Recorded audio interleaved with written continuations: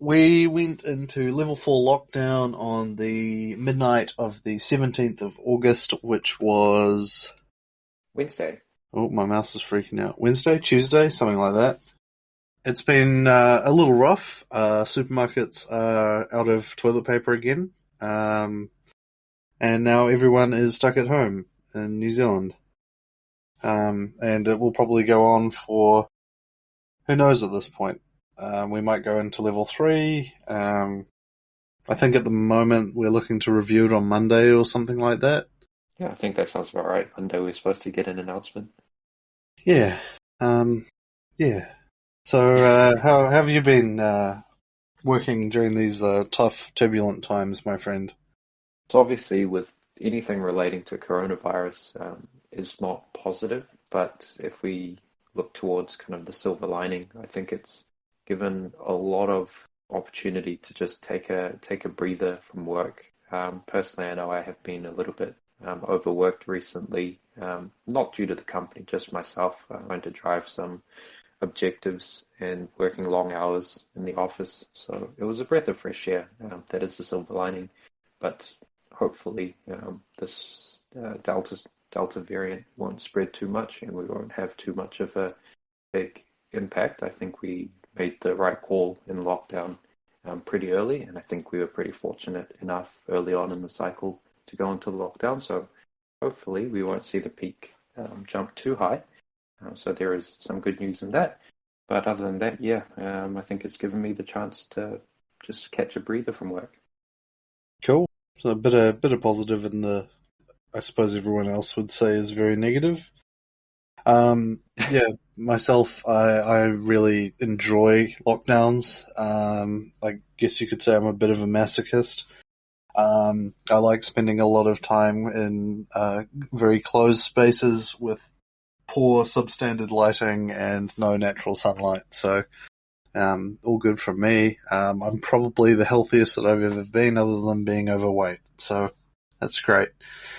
So moving on, we'll talk about today the effects of activities in general, whether that be gaming and work or COVID lockdown or anything that's kind of deviant from normal behavior, quote unquote, and the effects on our emotions and vice versa. Our emotions affect on day-to-day activities and gaming and work and stuff like that. So I guess to start off with, I don't know so much about your history in ranked play in League of Legends or anything like that, Will, or Counter-Strike or anything. It's quite prevalent, especially in the League community, to see someone just like completely lose their shit and just do completely bizarre and weird activities because they don't agree with something that you've done or think that they're going to lose or something, and just go full tilt and throw their hands up in the air and say fuck you to everyone else. Yeah, in some areas, I guess that is a form of stress relief, but I think tilt is a huge underappreciated area, and if you are looking to succeed, it is definitely a portion that you should consider investing time in looking into, studying, and improving on, because you'll notice that there are a lot of players in the world, especially in professional gaming, that take the emotional side of games or tilt. Um, they'll consider it as a genre on its own, which is very, very valid and very true, and study that. And there's a lot to be learned from your mental game aspect or from the gaming point of view, and that can be kind of extended towards your personal life and also work life as well. So it is a very underappreciated topic, in my opinion. Do you think that the, I guess, magnitude or severity or whether someone is likely to tilt or not is dependent on maybe why they play the game in the first place, or their values, or what they think they're not getting out of the gameplay experience maybe, or do you think it's something else? Yeah, definitely. I think I've never really thought about it in that way, but I think you raise a really good point there. I think how you view the game or what you want to get out of the game may also have a direct correlation on how much you tilt. I think, for example, Mm, if you just play the game recreationally for fun, and you don't really care if you win or lose too much, and you're just there to have a good time, then I would imagine that subset of group of players would tilt much less than someone who is just trying to be as competitive as can be and climb the ladder in any kind of game format. makes sense. And do you think that there's any particular games or experiences that lend themselves to be more or less prone to tilt? Or, like, would you say that, in your experience with poker, do you think that someone playing poker professionally would suffer tilt to the same degree as a professional League of Legends player, for instance? I would equate them to be similar, but I would say for poker specifically, in the game of poker, there is a monetary factor involved in your action. Well, when we're talking about real money poker, and not play money poker, but in real money poker, it's even recreational players, so even players who play for fun. It's very hard to find anyone on the face of the earth who would not have any kind of emotional binding towards losing money or making money. So I would say poker is a really good example where most, if not all, players playing poker with real money actually experience tilt to some varying degree. And tilt can go both ways. I think we've got an idea of tilt being negative, but there is also a aspect of emotional gain or mental gain where if you're winning a lot, for example, um, I don't know if it's the correct term. I believe there's a hot hand fallacy or a hot streak fallacy Yep. where if you win enough times in a row, then you feel like the odds of winning again is somehow higher, Yes. even though Yep. objectively speaking, it's not the case. So there is the opposite of that as well in the kind of positive direction. So I think poker exacerbates this issue and is a really a good example of how important mental game is. Definitely. I think poker's probably a very good example to use because, as you've said, it lends itself very well to being one to one with some form of monetary exchange in some leagues, or what do you call it in poker? That would be considered a cash game where each of your chips corresponds to a direct cash value. Whereas if you're playing Yeah. a tournament style, then you just have a buy-in and then your rank depending on how it's basically last to finish is first.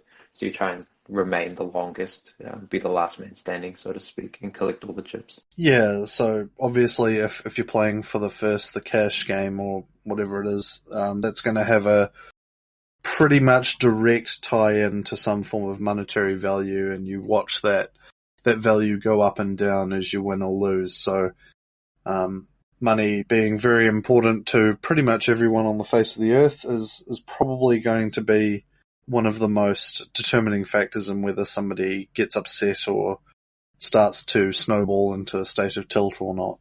Yeah, definitely agree. And as humans, it's really hard to.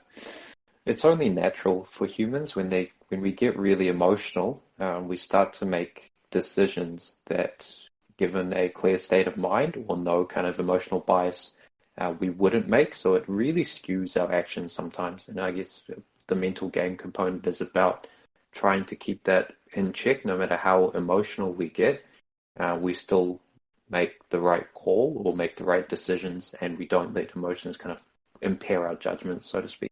And I guess that ties in as well with the function, I suppose, of tilt being kind of like a snowball effect, where if you're not, I guess, critically reflecting on what state you're currently in, you're probably going to end up slipping further and further into a state where it's going to be further against your most optimal lines of plays, and you're going to be disrupted from being at your peak performance.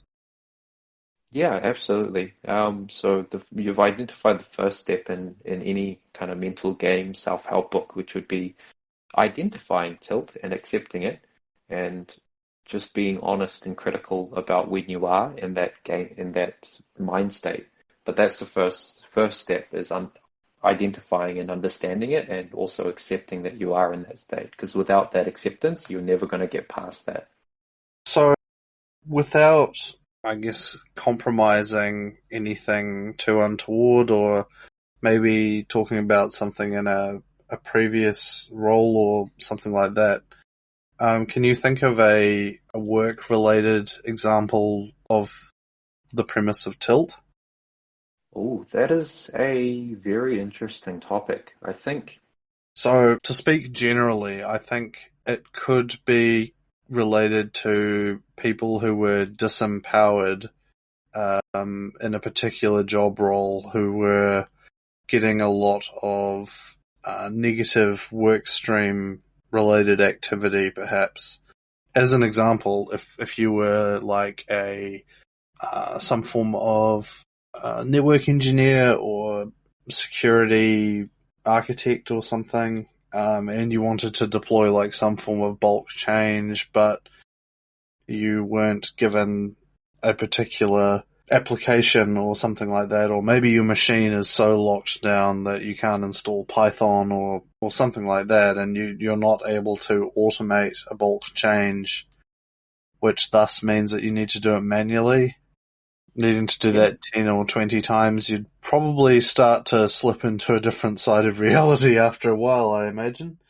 yeah. I could also give the very simple example of in a contact center or specifically kind of customer care environment, if you just came off a call where it was a very kind of emotional escalation, and maybe that was a difficult call for you, the caller who called in, maybe they were swearing at you, used words that they really shouldn't have, and really got to you emotionally, then I can definitely see if that customer care agent wasn't um, that I guess in tune with emotion, or didn't really have that strong of a mental game, if I call it that, then the subsequent calls after that, they may not perform as they normally would at the beginning of their shift, or even with a clear state of mind. So even very simple requests that come through on a normal day, they would act really, really happy, really positive, provide the best service that they can provide. I can imagine that that person may provide suboptimal service, or kind of be snappy back towards the customer. It could really affect their work stream, just coming off of that. And that could be an example of tilt in the workplace.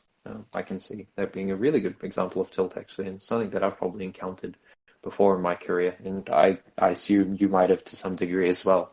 I'd say that's definitely a better example than the one I gave, as it's more related to this sort of snowball effect of tilt, right? And kind of throwing you out of your optimal frame of mind and putting you into a degraded state or suboptimal sort of level where you can't best perform your job role. It's going back to kind of gaming. It's very common in gaming, right, where you may be performing suboptimally, or maybe you're doing your best, but there is some person or keyboard warrior on your team that's flaming you for doing X, Y, Z, and then you can have people who it doesn't really affect them. Some people just turn off their game chat, but some people it really gets to them, and that it changes how they play. But the funny thing is, I think in most cases, the keyboard warriors actually have a drastic negative effect on all their team members, where when they're trash talking, it's interesting because I just want to get into the mindset of a keyboard warrior and really kind of understand what they think will happen when they start typing like that and really putting their teammates under the bus. Are they expecting a better result than if they hadn't typed anything? Are they expecting a person to go, "Oh, I didn't realize how garbage I was. Let me correct that now," and suddenly become Yeah. the best player in the world? Like, what is the expectation there? Why are they doing that? I think personally that part of it is the keyboard warrior themselves being affected by like a satellite function of tilt themselves. So like, obviously they're not impressed by your performance, or they feel the need to communicate that or whatever, right? But I think that it's getting to them in such a way that they need to voice that, because they don't have the maturity necessarily to kind of deal with that themselves, so they need to present that to the wider audience. Fair call. I think a lot of them are stuck in that first phase where they have not identified or accepted it as being tilt. I guess in a lot of cases that I've seen, they simply go on for a long time. And even looking at interviews with reformed kind of League of Legends players who used to be very toxic, they'll often state that looking back, they didn't realize the effect that their words had on other team members. So I guess they were kind of blind, and that's fair enough. I think it's very tough to be self-critical of yourselves in that situation. We could talk about the ways we kind of deal with tilt because we each have different methods, and there is no right or wrong way to deal with tilt. It's all dependent on the situation and how you deal with stress Yep. or I guess the expectations. But how do you personally deal with tilt, Bob? Or what are some examples that you have? So gaming wise, I'll do one of two methods. One will be, well, basically depending on how invested I am in actually winning versus losing. And if I think it can be salvaged, then I will probably just mute the player, and continue on. Or if I find that there's too much of a risk for me becoming tilted myself from it, I'll just mute the player and move on. If, however, there's potential to have fun by stirring up the person even more into a debilitating rage and having them inflict the most insufferable agony they possibly can on the world, I will absolutely dive in there and roll them up. Usually I prefer to do the first, just because I feel like I'm a better person by doing that. No, fair enough. From my work with mental game, this was a huge problem for me when I was playing poker. So I think my learnings from mental game and tilt specifically have actually reshaped the way I approach life in general and how I think things through. So it's reshaped my fundamental approach to life. In poker specifically, one of the coaches that I had, one of my close mates, surprisingly helped me by saying something. So I was in a spot where I was making, when I did enter a tilt phase, for example, in poker, I would have done the right move, but in poker, there is always a variance aspect. So in this case, for example, I win 90% of the time, but there Yeah. is 1 out of 10 times where I lose. And I had, for example, 3 times in a row, I was just on the 1 out of 10 chance 3 times in a row. And for me, that triggered a tilt aspect because I felt like I wasn't in full control. I'd made the right moves, I'd done everything correctly, but I Yep. was getting, in my mind, punished at that time for that. So that led me to make more mistakes downstream. It made me to be much more aggressive in my play, take more risks, much more risks than I needed to take, and it really affected my decision-making skills. So my friend said something to me that was kind of eye-opening that I still remember to this day. It's just pause, take a deep breath, look at the hand you played there, that specific example. Now channel your emotions at the moment and ask yourself how you would feel in a week's time, in a month's time, in a year's time, in 3 years' time, in 5 years' time. And it made me feel or made me realize that, hey, actually, in a week's time, I would have played 10,000s of more hands. I would have been in this very similar spot at least 10 more times in a week's time, and I would have forgotten all about it. By a month's time, I would have completely forgotten about it. In a year's time, that would be completely off the radar. And it's such a tiny little speck compared to everything else that it didn't make sense for me to have all this negative energy and for it to impact my the rest of my day. And it was really eye-opening for me to look at it in that way, just zoom out a little bit and just see what it looks like in a week's time, in a month's time, and so forth. And that really helped me kind of channel and kind of zone back down and really look at poker in a long-term sense. And statistically speaking, that's fine.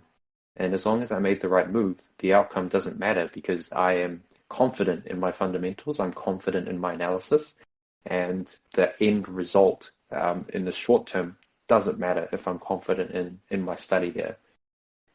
So it helped me a lot understand, and that was one tiny aspect of it, but there's a lot of things like that where you can take it as a life example. If something bad happens to you, for example, if if someone at work um, throws you a negative comment.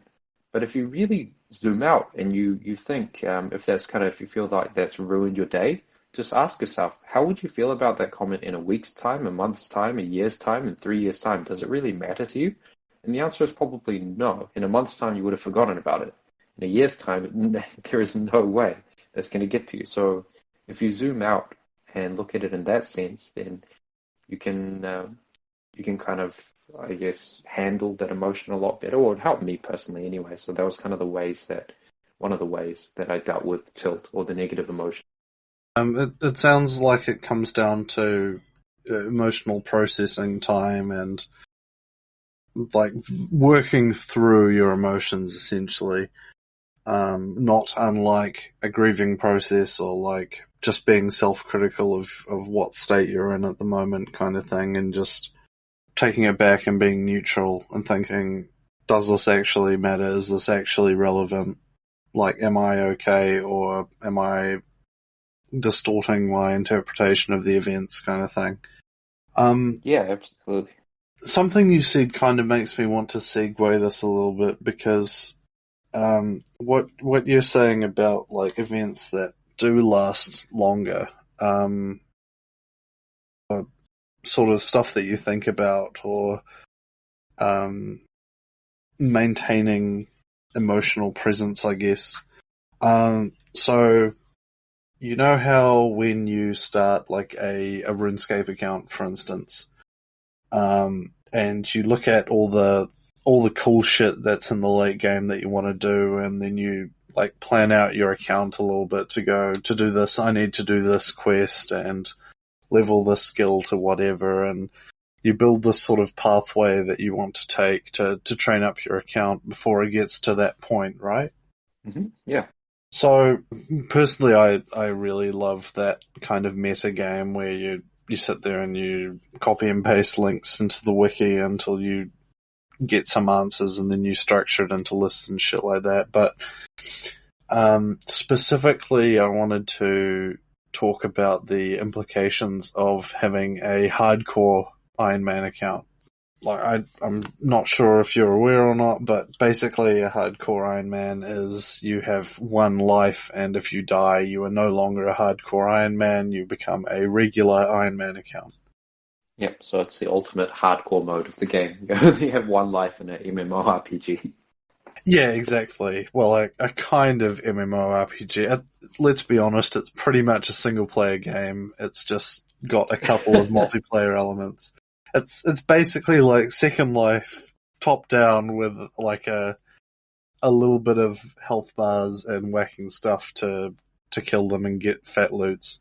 So the a hardcore Iron Man really, if you actually give a shit about the game mode, which you should if you're planning for a late game Iron Man, it really adds a couple of extra layers of depth and experience to the game, including a whole part around basically like a grieving period, really, because you will die at some point. You will lose all that progress, and you need to be, well, it doesn't matter if you are prepared or not, it will happen. The only way to avoid it, obviously, is to not play. It gets to the point eventually, you get to a certain stage where you pretty much unanimously among late game hardcore Iron Men, you have nightmares about losing your status. Like, you will wake up in the middle of the night and you will think that your account has died. It gets Wow. that bad. It's rough. I would never make another one, I don't think. It's not worth it. But to get that experience firsthand was absolutely worth it. The point where I did die, and thinking back on it and like really, really being critical of everything I could have done to avoid that death, I think that relates quite a bit from the opposite side of what you've just mentioned, of instead of like thinking about how you're gonna feel in like a month, a week, a day, to instead have it flipped on you and been like, so I've just lost everything. And then that moment of realization and going, oh shit, and like playing back in your head what you could have done to avoid it. Like, it's not the same as tilt, obviously. It's more of like a reaction based on grieving from an emotional investment into the game, but I don't imagine it would be very distant from that to winning a all-in hand in cash poker. Yeah, you raise a really interesting point there. I think there is for hardcore, and I'm just guessing here. So when you're playing the hardcore mode, obviously activities such as going into a PvP area where you can die, such as the wilderness, if you're playing on your main account, for example, even if you did have valuable assets that you'd lose on death in there, I would imagine that going into the wilderness on your hardcore is very stressful, and the emotional aspects of having an Iron Man might actually cloud your judgment on some of your actions there. So I think that actually is a really good prime example of tilt. But I think you're right there. The example that you gave of hardcore Iron of losing your hardcore Iron Man is a little bit different. I think it's a long-term kind of tilt factor that you mentioned there, something that actually impairs or has an emotional toll on you for longer periods of time. I think the same kind of methods in de-stressing or working on your mental game would definitely help in that scenario as well, but it's two very different examples. Oh yeah, it's completely different. Where I was more going with this was more the I guess the loss or the emotional investment, and very closely linked to losing like a hand in a cash game of poker, right? Like you physically lost money. Money's pretty damn important, if not the most important thing to pretty much everyone. So seeing that go is going to have a toll on a person. It's kind of interesting what you said actually about how, yes, you do obviously as a hardcore Iron Man process events differently and choose to, in general, if you're going for a late game hardcore Iron Man, you choose to alleviate high risk activities in favor of doing stuff that's a lot safer but lower reward. Specifically in the example for wilderness and high risk PvP activities, the mentality is if you're going to do it, you should do it hard. I actually think that you would find that a hardcore Iron Man in the wilderness is going to be kitted out in all his best in slot gear and is probably going to put up one hell of a fight. Yeah, I would definitely agree there. But if you look at kind of two scenarios, for example, where you look at a player who in his mind doesn't want to die in any situation in RuneScape, but isn't a hardcore, and you put him into a hardcore setting, and you both play out their kind of account growth. I would say that if they did enter the wilderness, the person on the hardcore account would be a lot more alert. Tilt would be much more of a factor there, and when I say tilt, I mean just that emotional thought of dying, that fear of dying, would probably be suboptimal in some sense, as compared to if you played on a non-hardcore, still with the mindset of I kind of don't want to die, so if someone does attack me, I'll still put up a fight. You might find that for, I guess, non-skilled players not at the kind of high echelon, they'll react a lot more differently. If they're on their hardcore, they might panic a lot more, whereas on their main, they might panic less. So that's just an assumption at this stage, but I can see that being kind of a thing, because I know I definitely panicked, even not playing hardcore, but just in wilderness. But there is an emotional factor of entering into the wilderness in RuneScape. Absolutely. It's for normal players, it is probably the most high adrenaline activity in the game. And for that reason, I kind of don't want them to touch it, but they probably will. Because there is nothing more exciting than taking a trip into the wilderness to do your shitty clue scroll that you're going to get like 100k loot from. And then the potential risk of dying and losing like a couple of mil if you're well kitted out or whatever. But yeah, no, you're right. It's not like a one-to-one thing. It's definitely a different type of example for a different type of reaction or emotional reaction from it. As a hardcore, you do tend to get a little bit more stressed on certain activities that normal players probably wouldn't. Probably more so because in general with a hardcore you're trying to knock out a lot of riskier content early on when your account isn't really as trained as a normal account would be. So you see a lot more scarier things happen. What's kind of funny is I would kind of provide a similar analogy in poker. So all things equal, for example, let's say your bankroll in poker, so the amount of money that you have in poker is $1,000. If it was $1,000, you'd generally be playing something like a $10 cash game or a $20 cash game where your bankroll sufficiently supports large amounts of variance. So at any point, it is rare to lose your entire stack, but if you did, it'd be $10, and your bankroll is 1,000. So it goes up and down.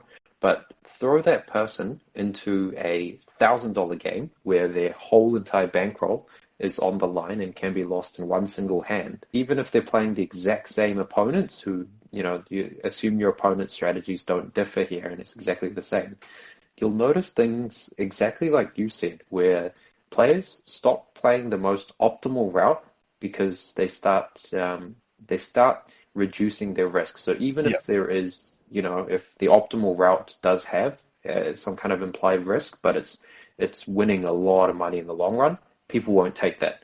They'll take the lower risk and at sometimes suboptimal losing play of just being very defensive. And I think that's kind of similar to playing on a hardcore compared to a normal. You'll just forego a lot of optimal lines because there is an inherent risk. If you're playing on your main account, even with that risk, it would be so negligible in a lot of cases. For Yeah. example, you might not even want to go to dragons, even though you have a dragon anti-dragon shield and you have enough food. You just in your mind it's a mental block, and you go, nope, no dragons for me, never. Something like that. It would be so suboptimal. You're just wasting so much time going around. But I can see that adding up.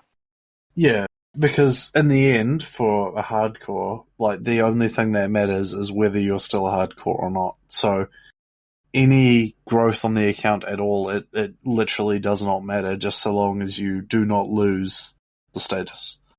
Yeah, fair call. Yeah, in my account on RuneScape, I don't think I've ever died to a dragon, and I've never been scared to, I guess, with the high HP, run across dragons with Protect from Magic or something on and just eat through it. But on a hardcore, I don't think I would risk that.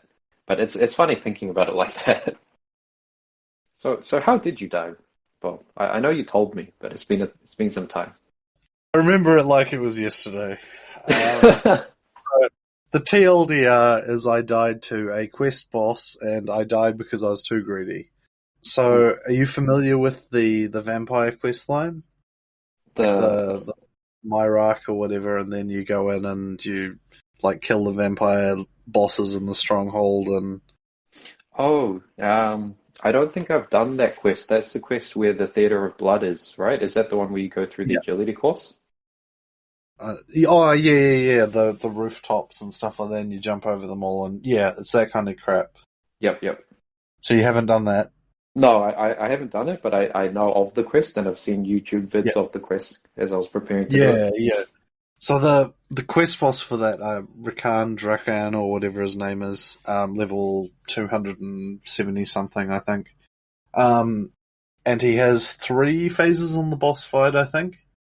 Um, and then the phase that I got too greedy on was the one where he shoots like lightning from the sky. So basically, to avoid it, you just step out of the way every couple of seconds, kind of thing. And I was walking under him, and I ran out of food, and he was on like 50 hit points or something garbage like that. And I decided to risk it, and I died. Oh no. And it was an absolutely mortifying feeling. And I was like in a state of disbelief, like what the fuck just happened. But I'm glad that I died on my own terms and not to like a disconnect. If I died to a disconnect, I probably would have been like, what the fuck? So yeah, it was crazy, man. Like the weeks leading up to that, I would have worse and worse nightmares of waking up in the middle of the night thinking that I'd lost my hardcore status. Oh It wow. was actually crazy. So in a way, I'm kind of glad that it's over. Um, yeah, the emotional investment in that was just too much. It was fun and it was really heavy, but Jesus Christ, I could not do that again. Did you have that feeling after you died where you've got that stream of thoughts where what if I had done this, why did I do that, and all these why questions start popping up? Absolutely. So like, it was probably like my fourth or fifth attempt at the boss fight as well because I kept teleporting out because I didn't want to die. Um, and yeah, there was something different about this particular attempt where I was like, oh no, I'm definitely going to get it this time. But alas, I'm no longer a hardcore on that account. But it was fun.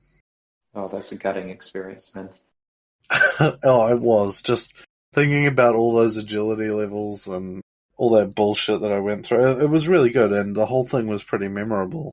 But yeah, it was absolutely the ultimate, like, see everything you've worked towards disappear moment, you know? So yeah, now back on my main, that's like level 83 construction, 95 magic, and 94 slayer or something, and away from maxing, so not much left. I have a similar story. It's in the poker sense, so this is a little bit sad, but I was playing in the so once a year at the Crown Casino in Melbourne, they host the Aussie Million Series. So that's earlier in the year, and it's once a year, and there's a bunch of tournaments and a whole lot of cash games going. So I'm generally a cash game player, in saying that if the tournaments are considered soft enough, where I feel like I have a valid edge on the player pool, in these types of scenarios where there's a huge tournament with multiple different players, a lot of the field are recreational players, and even the regulars or the quote professionals, they're quite soft. So there are very, very good players who attend these huge tournaments, but majority of people, there are definitely sufficient enough recreational players where I feel like I do have a slight edge on the game. So in this instance, um, the main event is the entry fee for this tournament is around 10,000 Yeah. Australian dollars. At the time, that's considered quite high compared to the bankroll that I have. And I was playing cash games. I was winning a bit of money. I was playing pretty good, so I felt confident, and I decided to enter this $10,000 tournament. First day comes around. I'm playing 8 hours or so with the breaks in between. Cool. I make it through to day two, and then I think in within 2 hours of day two. Um, so bear in mind, after the 8 hours, I go back to my hotel room, I sleep, I have a think about all the things, or recap on my strategy, go back out there, play, and then I get knocked out. Um, so in poker in a tournament, if there's something like 1,000 players who enter, um, they'll they'll post the earnings. So maybe the top 100 get paid or something like that, or the top 150 depending on the Hmm. format. Um, so I'd missed it by a long shot. So I ended up saying like 500, 600. But in my mind, as soon as I got knocked out, as I was walking back to the hotel room, I was just thinking, shit, that is literally months of me playing hundreds of hours of cash game to get that money back, and I've just blown it all in one shot. All because I was sitting there in the hotel room um, during the day one and day two break, thinking, "Oh, it's going to be so good to win it. It's going to be so nice if I win the top Oh money." no. And that's the only thing that I was thinking Yeah. of. Yeah, so I just felt devastated, and walking back to the hotel room, I was just thinking, "What if I did that?" Or what happened? What if I just folded that hand? Or what if I didn't push all in? Or what if I wasn't so aggressive there? So I think for the next few days, it really impacted my cash game play, where I was playing a lot more conservative, and I was like, oh, I don't want to take these aggressive routes.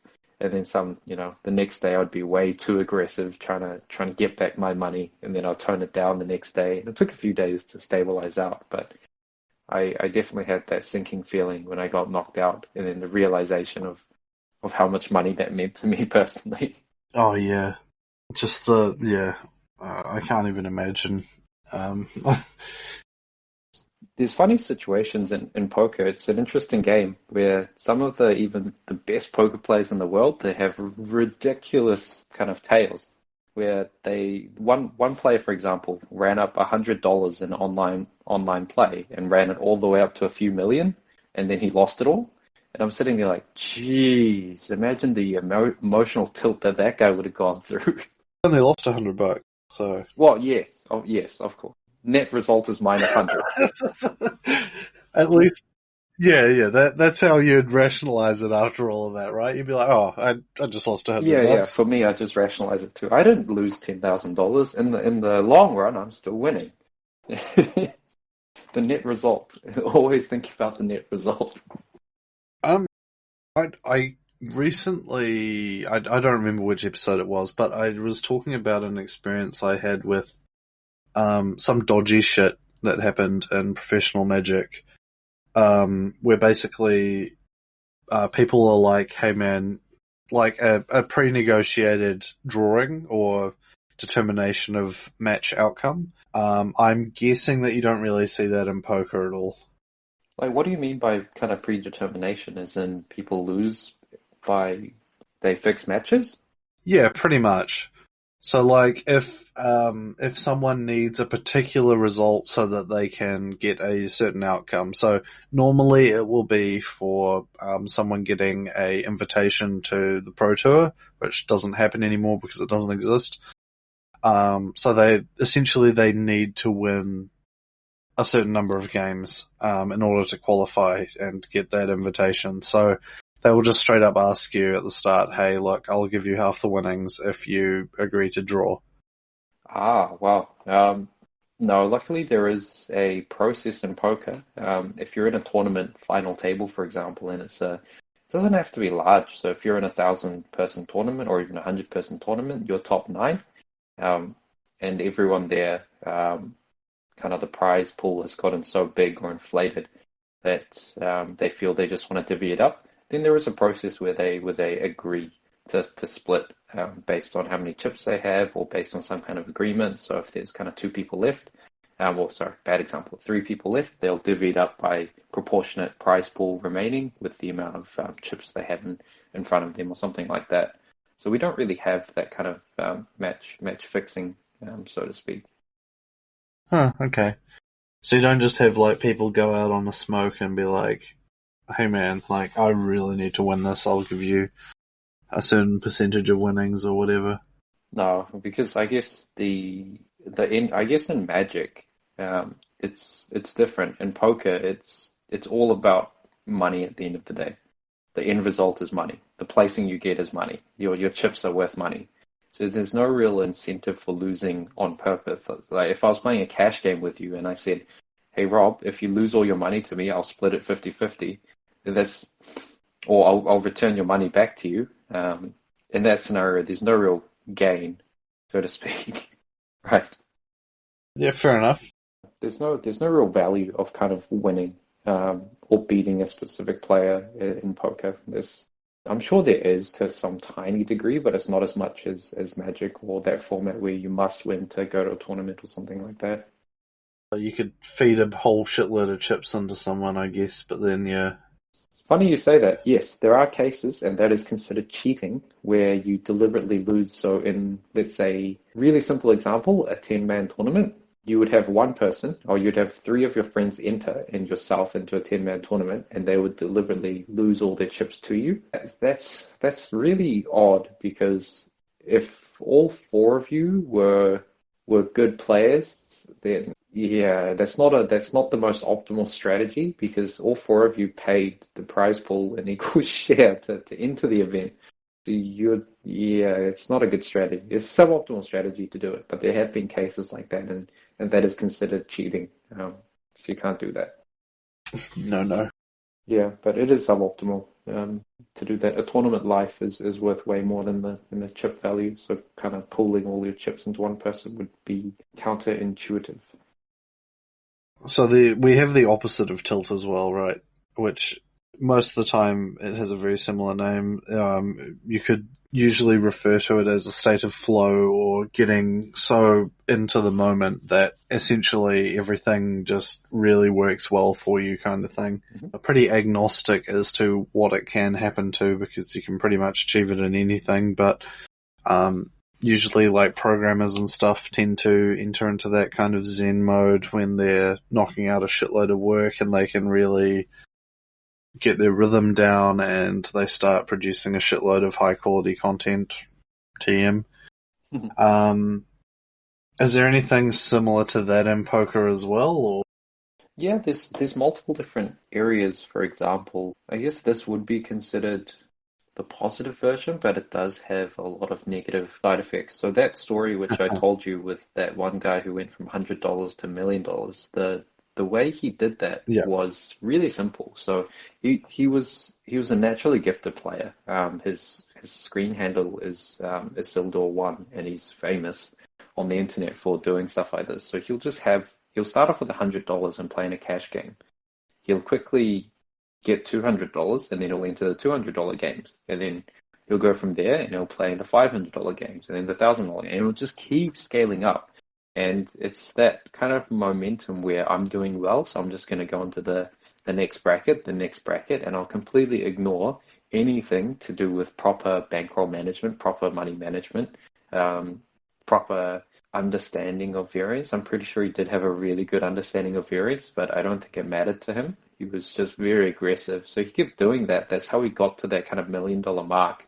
Just because he was so good at the game that he was able to take $100, make 200, and then 400, and then 800, and 1600, and so on and so on. And it was so crazy to watch. But then that comes at a cost, right? You keep doing that, and eventually you'll lose. It's kind of like that strategy in roulette. Do you know what that strategy is called? Where you lose, and then if you bet like $1, then you lose, and then you bet like $2 plus 1, so $3. If you lose that, you bet like $6 plus 1, which is $7, and you keep doing that until you win. And then once you win, you put down $1 again. I forget the name of that strategy, but it seems foolproof from the sounds of it. But no, it's not. It's not. All optimal gambling strategies require you to have an infinite supply of money. Yes, you're absolutely right. And it seems to somehow scale with some kind of power of 2, which people don't seem to grasp very well. Oh, man. What about work? Do you get into flow much at work? Probably not these days, I imagine. I try to implore or try to utilize as much of my learnings from mental game that I've learned from poker into work. And that basically means trying to remove as much emotional impairment from the decisions I make at work, but that also works vice versa as well. It's very tough for me to get into a mode where I'm consistently in a positive tilt mode, if you can call it that. I don't know how I could really be in a positive tilt mode. It's not like I sit there configuring core devices or configuring customer devices and I go, yes, 3 in a row. Perfect. Jesus. No. Yeah, but at that point it's like, why didn't I write a script to do this? Exactly. Yeah, it's hard for me to get into that. But yes, I do have Zen modes where it's not really positive tilt, but I sit there after my coffee, I sit down and then I just get cracking. And then by the time I look up, it's 3 o'clock. I have not gone for lunch. I haven't done anything, and I've just been zoned in, and I've done all my tasks for the day. Boom. Nice. Yeah, I've had a few moments. Well, pretty much every day ends up being like that. Honestly, get into work, make a coffee, sit down, bam! It's like 11 o'clock, and I'm like, oh shit. But yeah, in terms of actual proper flow moments, no, I haven't had them in quite a long time. I don't think it's a little sad, but I think it was really good to have them when I was doing like a bunch of scripts or something, like the robots for Vodafone, or I don't think I've done anything kind of equivalent at my current job, but mostly it tends to be more around that, I guess, creative stuff that you can get that sort of thing going. So if you're like an engineer or like a manager, you're probably not going to be able to get into that state of mind quite so easily, I imagine. Yeah, I think the parts of mental game that I utilize quite a lot of at work is I take the approach of this may not necessarily be mental game, but it's something that I've learned indirectly from it. You don't sit there at work or life in general where you expect happiness to come to you. You must be able to find happiness from whichever small sources of things in life, and you must be actively looking for it in order to really achieve happiness. If you're sitting there thinking and asking yourself, why am I so unhappy? Why am I kind of sad or depressed? Flip it around and try and actively search for happiness, and that's something that during really difficult times at work I've explored quite extensively. So I might take a step back and I might go, okay, what happened today? What are the highlights for me today? And really narrow it down. And even day to day, I'll take moments out of my work day where I've had a really shitty day, for example, but I'll be making the coffee in the morning and then I'll sit down and I'll have a look outside. The weather's nice and I'll be sipping on my coffee and go, actually, this is a pretty happy moment, and I'll let this vibe I'll channel this vibe and I'll let it run with me throughout the day. So I need to actively do that instead of being passive about it. And that's something that I've kind of explored quite a lot and indirectly off of mental game. And I've utilized that in work to try and be as focused as I can, try and be as happy, as positive influence as I can. It's to actively try and find those positive sources instead of being passive and sitting back. Absolutely. I fully agree with that, actually, the whole take an action side of things. I think it's a huge thing at work as well. For basically, it is so easy to be not a content creator, but like an influencer in the workplace. Like, I almost want to say like project, but it's not the right word, but to instill and to generate a vibe, for instance.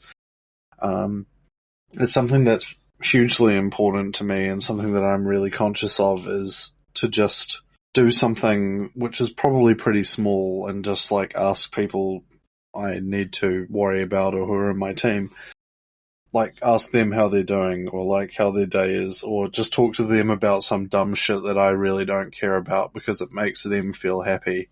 Or the other thing was to do something that you might not agree with or give a shit about, but just really like make someone's day just so that they're happy.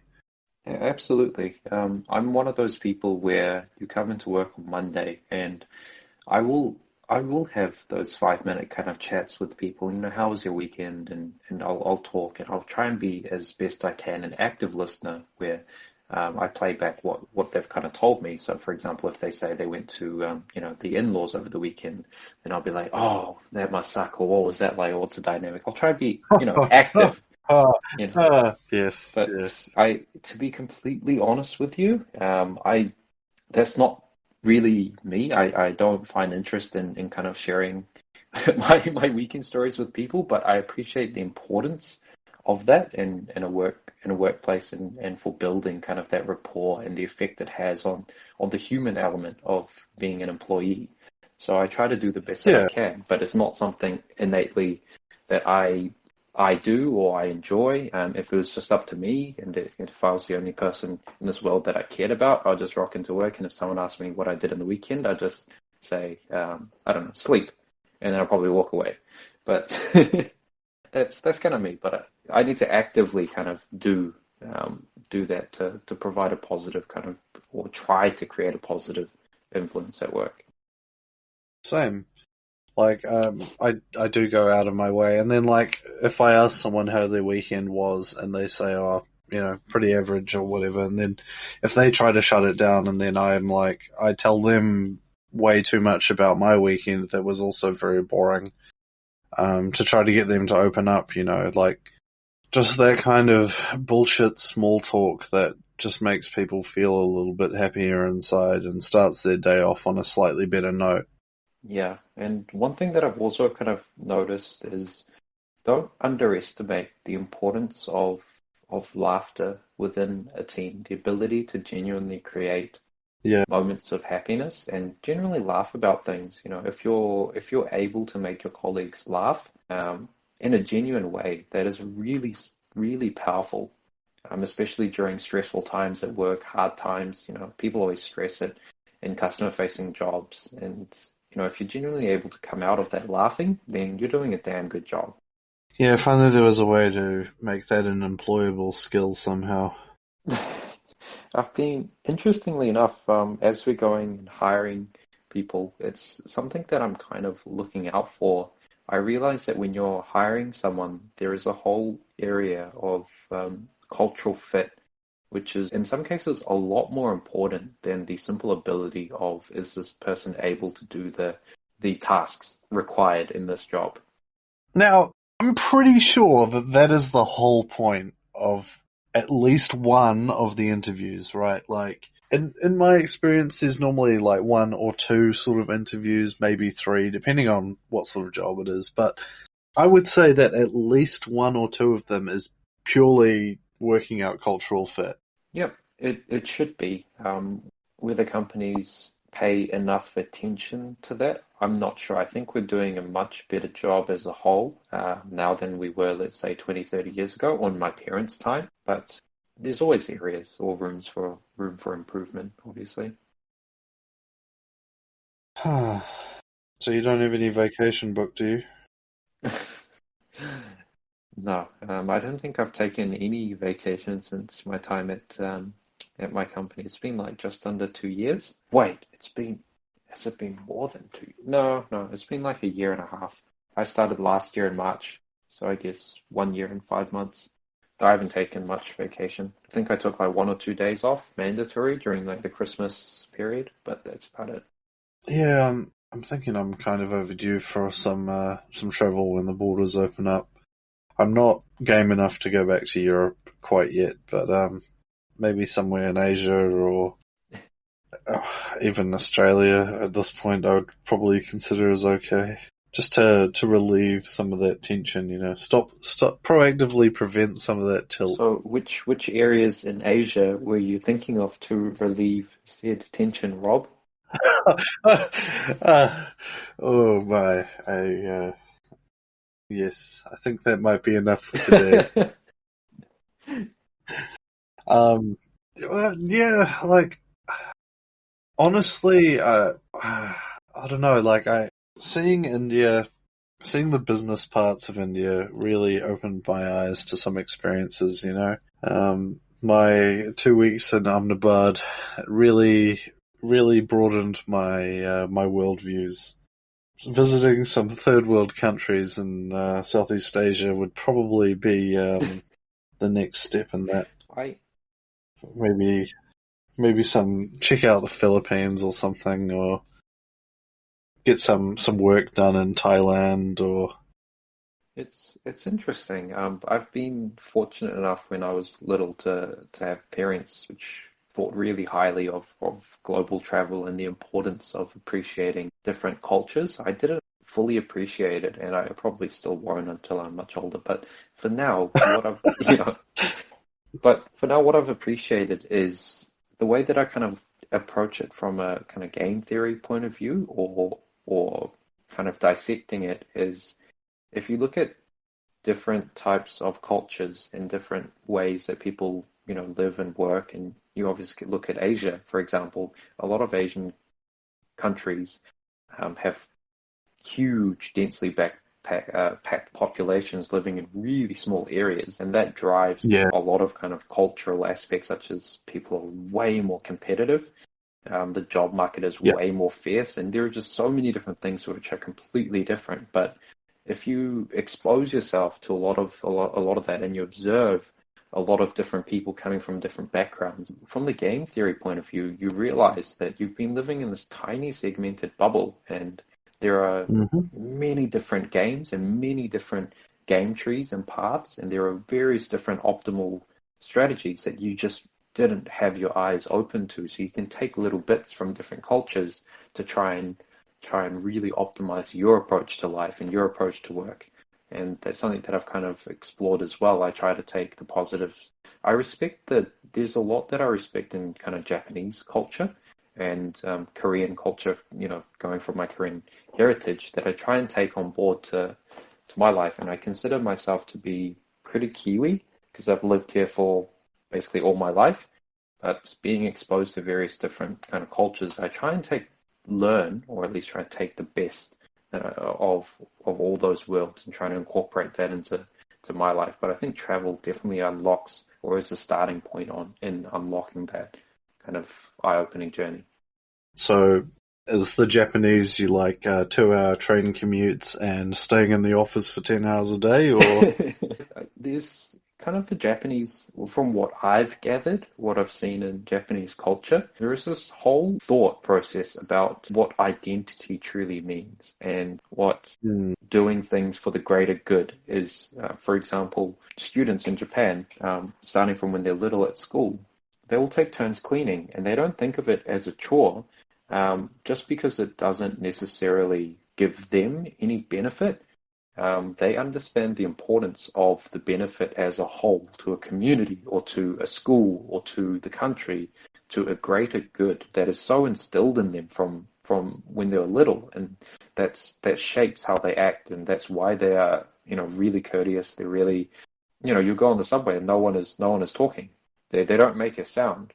They may be a bit overly too in tune to that. Conservative. Yeah, but in that regard, I respect that quite a lot. The idea of doing things, appreciating for the greater good, and not just being selfish in your actions, and always thinking about the environment, thinking about your company, thinking about others in general, thinking about your company, your friends, everything like that. There's something that you can really learn and appreciate from being exposed to that culture.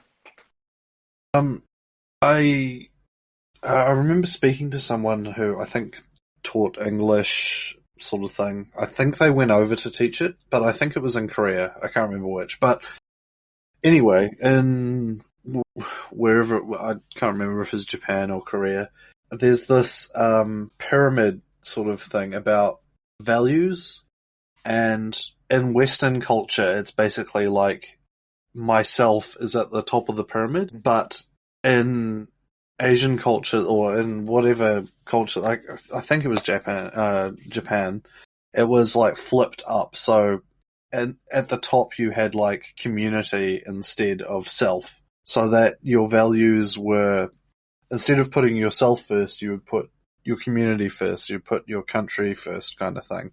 Whereas in Western civilization, it's me first, then community, then country, or whatever.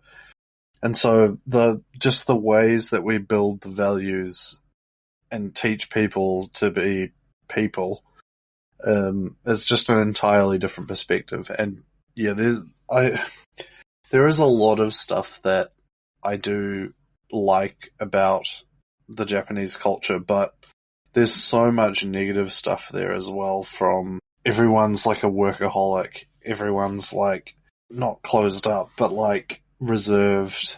They have some very weird opinions on very particular things, like they're not very receptive to outsiders participating in their community-based environments. It's very difficult for people who aren't from the country to get properties to live in and stuff like that. But yeah, overall, I think there's a lot of value in looking at their positive impact as well. There will always be negatives, and there will always be positives. And I would challenge if there was a typical example of a person in Japan who carries a lot of those negatives. You'll notice if they do go for like a 1 or 2 year OE, and they go to a Western country and they come back, you'll notice that they absorb a lot of what they think are changes or positives from Western culture, and they take that back to Japan. And I've seen this in kind of exchange students where they change over the course of a year or 2 years, and you'll see them kind of stabilizing out. But yeah, there are positives and negatives, but just going back to the original point of when you expose yourself to various different cultures and realize that the the world is huge and you're just living in a tiny little bubble, then you can really adapt and absorb and learn quite a lot from different cultures. Good or bad. Could be both. It's funny you mentioned that. I literally just watched Endgame like 2 nights ago. Speaking of good and bad being perfectly balanced, you know. Yes, you have the yin and you have the yang. There will always be. Such an average movie. Such an average movie, let me tell you. Oh, I haven't seen Oh, mate. it. Highly I recommend to watch, but such an average movie. I've been I've been meaning to watch the Avatar series, the Last Oh, Airbender, yes. and I finally watched all of it after spending years just watching clips on it. So I'm pretty sure I had seen it with the copious amount of clips that I've seen on Yes. YouTube, but I decided to watch it end to end, and that was a really good series. Yeah, there's lots of good stuff on it. I haven't watched heaps of it myself. Oh, you haven't? There's just to take a little excerpt which goes really nicely with what we've talked about in Tilt. In the second series, The Legend of Korra, there is a supposed bad guy who turns into an airbender, and he just becomes so philosophical. To master the art of airbending, you must detach yourself from all earthly kind of possessions and break free from the chain that hold you, bound you to earth. And that's like, oh shit, that's mental game. You need to you need to break free from all of those negative thoughts that connect you to money and poker, or connect you to the actual end result, the plus and minuses at the end of the day. Break free and focus on Yes. the true strategy. Focus on the now. Yes, you must live in the now. Break free from the past. Become enlightened. I think they're redoing it or making it into. No, they already made it into a movie, I No, think. no, they didn't. I'm just going to ignore that one. That doesn't exist. I don't know what you're talking about. That's not canon. We'll just ignore that there is a live action movie. Not canon. Mm. It's like saying Dragon Ball has a live action movie. No, no, it does not. Let's not go there. I haven't seen that one either. Yeah, Is it bad? it doesn't exist. Just ignore it. That's terrible. Alright, gotcha. Um, yeah, so I think it's been an hour now. We talked a lot about getting emotional in games today and how emotions and people's emotional experiences in the workplace are valuable and should be cherished. And we should go out of our way to do something out of character that is not innately part of us to make sure that other people are happy. You sound like you're reading that off a script. But yes, Pause. yes, I agree. Pause for applause. Oh, Yeah, and we also talked about a little bit about the state of flow or anti-tilt, I guess, but not so much on that. So yeah, some great content there, and it's always great to hear your life experience and your worldviews and get to know a little bit more about how you see the world. I wonder if we'd be a lot more productive the next time if we just crack open a few beers and then just let it just stream out. You know what? That sounds like a good idea. We'll do that next time, eh? Yep, it'll be on par with the lockdown drinking. Oh yes, perfect. Yep, where even non-alcoholics start drinking. I've not had a beer for 30 years. Alright, I am going to stop the recording now. Thank you very much, Will. As always, it's been a pleasure. Ooh, thanks for having me. Any final thoughts to tie it up? No, happy lockdown, and I expect this will probably be a few more weeks of lockdown at the minimum. Guess we can use this opportunity to reflect on ourselves and improve our mental game. Yep, Beautiful. A game all day, every day. Bring your A game. All right, thanks, Rob. Alright, until next time.